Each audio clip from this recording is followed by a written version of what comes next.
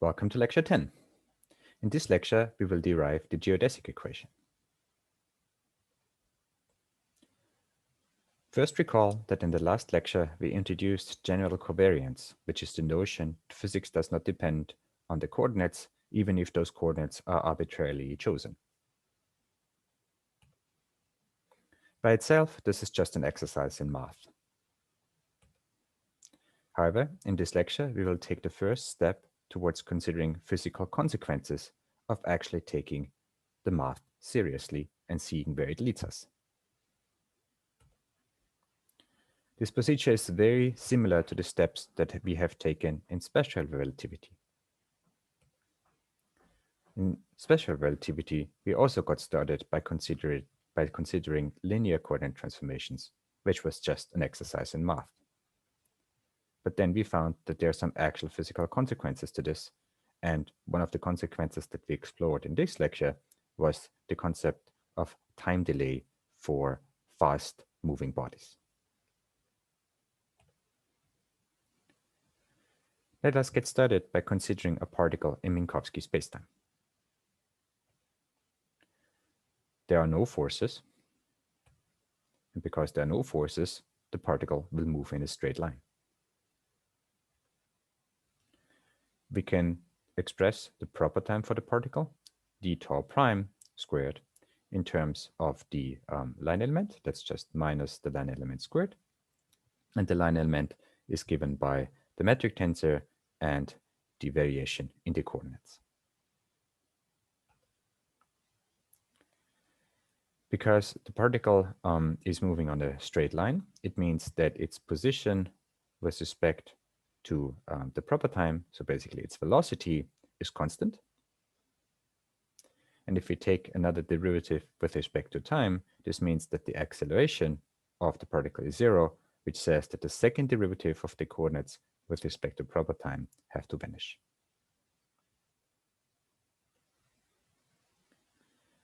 Now, Einstein took this idea together with the concept of general covariance and came up with a thought experiment that led him to exploring some of the physical consequences. And the idea goes like this. So imagine for a moment that you're enclosed in an elevator.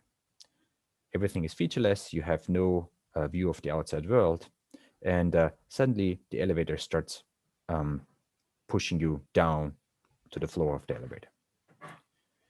So there are two options. One of the option that we would usually sort of consider is that the elevator has started accelerating upwards, so that's why we are pushed towards the floor of the elevator. But there's a second option. The second option is that suddenly some alien has messed with gravity and has increased the strength of gravity such that we are pushed down to the bottom of the elevator simply because Newton G has now twice its value.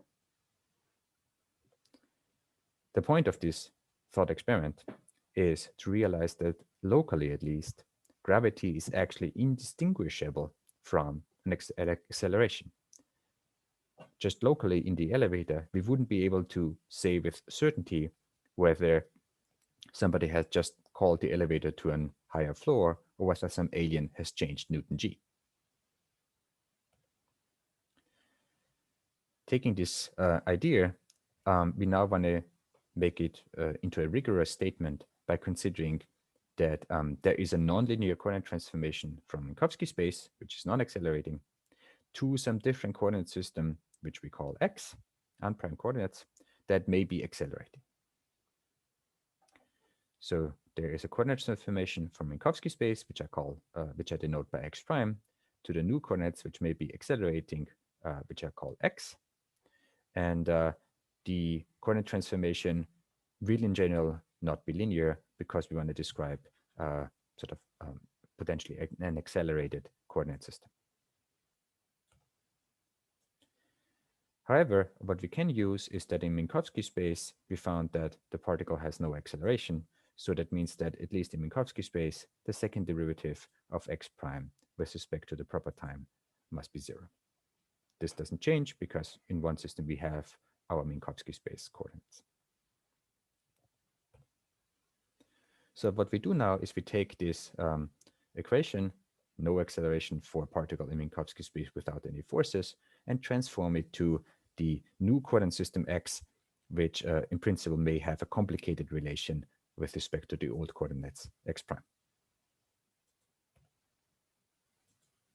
So let's do this. Let's perform a nonlinear transform from Minkowski coordinates x prime to the new coordinates x. The transformation matrix R mu nu is just the derivative of x prime with respect to x. The new metric G mu nu will in general be non-Minkowski, but we can use the fact that there are some quantities that remain invariant under general coordinate transformations. So for instance, the proper time element in Minkowski space which is given as minus the line element in Minkowski space squared, will be a scalar under general coordinate transformations. So that will be equal to minus the line element in the new coordinate squared, and that will be equal to minus the proper time in the new coordinate squared. So if we read this equation from the very left to the very right, and we disregard the fact that I put in a wrong sign from going from here to there, we find that the proper time element in the old coordinates is equal to the proper time element in the new coordinates. So we find that our particle without any forces in Minkowski space, which obeys d squared x prime with respect to t prime squared equal to 0, can be written in terms of the proper time in the new coordinates simply by replacing dt prime by dt. And we can furthermore write this as one derivative acting on this expression times the partial derivative dx prime with respect to dx nu times dx nu with respect to d tau. And there's a mu missing in both of these expressions here. So if we take the second derivative, we then have two terms. One term where we have the derivative acting on dx nu by d tau. So we get d squared x nu by d tau squared times dx prime with respect to dx. And the second term where the derivative is acting on this expression here. We can change coordinates or indices. So here we have the index nu appearing twice. That means it's summed over, and we can replace it by any other name that we want. So in the next slide, I want to replace the name nu by alpha. So now I have the index alpha here. Everything else has been unchanged. Now let's calculate the new derivative here. So we get again a chain rule that says that the derivative with respect to tau can be expressed as a derivative of this expression with respect to the coordinates x beta times the derivative of x beta with respect to tau. We can pull out this expression dx prime with respect to dx nu. That's the expression here in front. So this will just give us this first term dx nu squared with respect to d tau squared. And then we have the second term here where this expression is absent. So we just have to multiply by the inverse of this expression, which is just dx nu with respect to dx prime mu. We can recognize dx prime mu with respect to dx nu as the general coordinate transformation matrix R mu nu.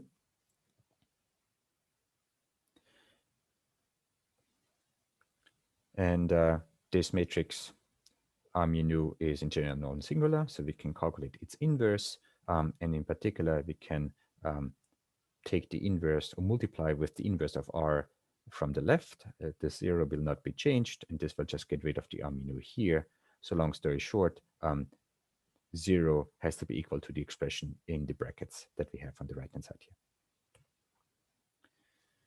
So our equation of the particle in Minkowski space transformed to new coordinates then is given by this equation 10.9 here. This equation looks fairly complicated, but it's mostly because we have so many symbols and indices floating around. We can clean up the appearance of this equation by introducing a new symbol, gamma nu alpha beta, which has 3 indices, that is equal to this messy expression that we have over here, which is dx nu by dx prime u, d squared x prime u, dx alpha, dx beta. So you note that the index mu is summed over, so it's not a free index, but the indices nu, alpha, and beta are free. Nu is appearing upstairs, alpha and beta are appearing downstairs. So this is an object that has three indices, nu, alpha, and beta, and that corresponds to this complicated expression. If we do this, if we use this notation to clean up the notation, then the equation that we have here reads as follows. It's d squared x nu by d tau squared plus gamma dx alpha d tau dx beta d tau is 0, which is a reasonably nice looking equation. It turns out that this equation is the geodesic equation. We will explore the consequences of this equation in detail throughout the course. However, I want to end this lecture on a recall to what I issued as a warning back in lecture 4, namely the warning that there are things that might look like vectors, but in fact are not. And the example that I'm going to give is this expression here, d squared x prime mu by d tau squared. It carries an index, mu. So we might be tempted to assume that it is a vector under general coordinate transformations because it has an index mu. If it was a vector, then we said that it has to transform via the rule that every index gets one transformation matrix associated with this. So if this is a vector, it gets one transformation matrix R, nu, and then the expression of the vector in the old coordinate system or the other coordinate system. Now we found that in fact the transformation rule of this supposedly vector-like expression is actually given by a more complicated expression. Let me just quickly go back to equation 10.11. Let's inspect it. What we found was that the expression sort of has an additional piece. Let me sort of go back even further. So this was our expression. We get the army nu times dx squared dx nu. So this expression would be, in fact, the right transformation rule for a vector. But there is this additional piece that's proportional to the gamma symbol that basically sort of messes up the vector transformation property. So essentially what we find is that there is an additional piece that says that this quantity, d squared x mu by d tau squared, even though it has an index, is not a vector. It's not a vector under diffeomorphisms. And that basically is just the fact that under general coordinate transformations, things that have indices are not necessarily vectors. So they don't behave in the simple way that we expect vectors to do. This warning concludes the present lecture, and in the next lecture, we will start our consideration of the geodesic equations.